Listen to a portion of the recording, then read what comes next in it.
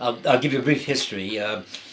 Back in the late 80s, I was doing a lot of work for Stan Margulies and David Wolper, like Roots and Napoleon and Josephine, Mystic War and all that stuff. He said, they knew what was happening with that kid. I said, take notes.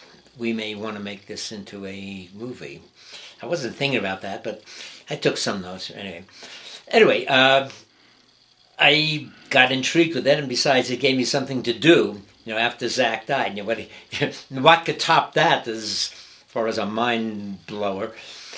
But this was... Your son was how old at the time? That 5.5.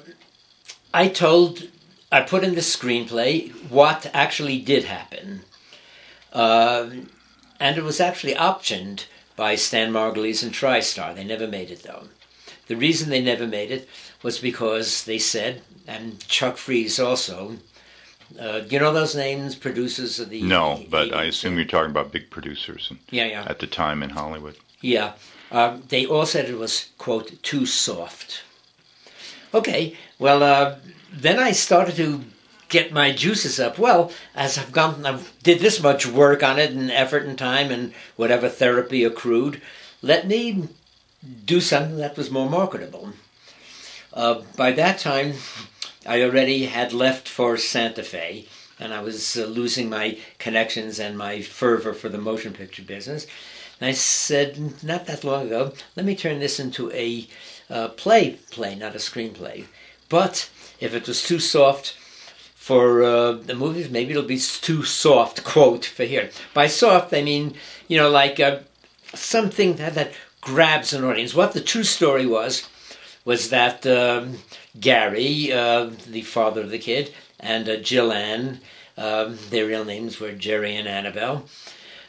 Jerry being you. Yeah. He needed to move on. She needed to stay and mourn.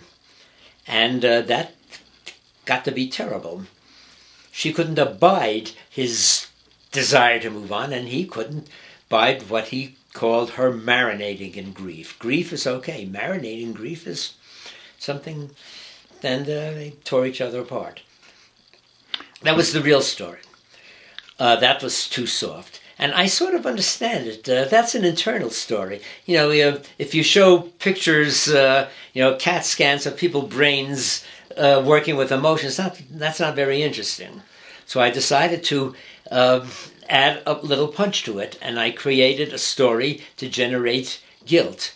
Why? Because it seems to me that guilt and shame are two powerhouse emotions that seem to zap everybody in one way or another at some time or other, including me. It didn't actually apply to this particular project, but I thought my general understanding of the uses of shame and guilt would make a more dramatic story. So I created this scene where he meets an old girlfriend in the hall and dallies for 2 or 3 minutes, enough so that when he got to the blood bank to give his blood for his son's surgery, the blood bank was closed. All right, so he came back the next morning, no big deal. And, the original script, they actually sneaked into in a linen closet and knocked off a quickie. But I figured nobody would like a guy who did that. His wife was still in the recovery room. So I had turned it into a kiss in the hallway. Nevertheless, that kiss was enough. This was 1982 at Cedars-Sinai in West Hollywood. Back before we knew anything about sex. Well, we had some suspicions about sex, but for sure we knew nothing about AIDS. It was called GRIDS at the time. Mm-hmm. And it had something to do with Haiti and a few airline stewardesses and stewards. Anyway, that's I'm sort of not really answering your question because that really wasn't part of the actual story. It was added to juice up the play. A kiss, she was his old girlfriend dying of cancer. For gosh sakes, he kissed her on his way to give blood. That, as sins go, is not a big sin. But him not getting to the blood bank and having a son get a contaminated blood transfusion because of his dalliance ups the ante considerably.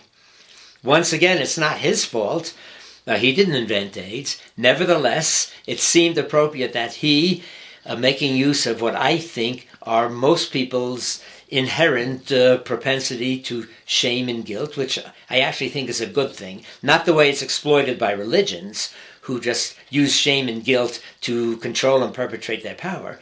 But I think guilt and shame helps keep the tribe going in a more civilized fashion.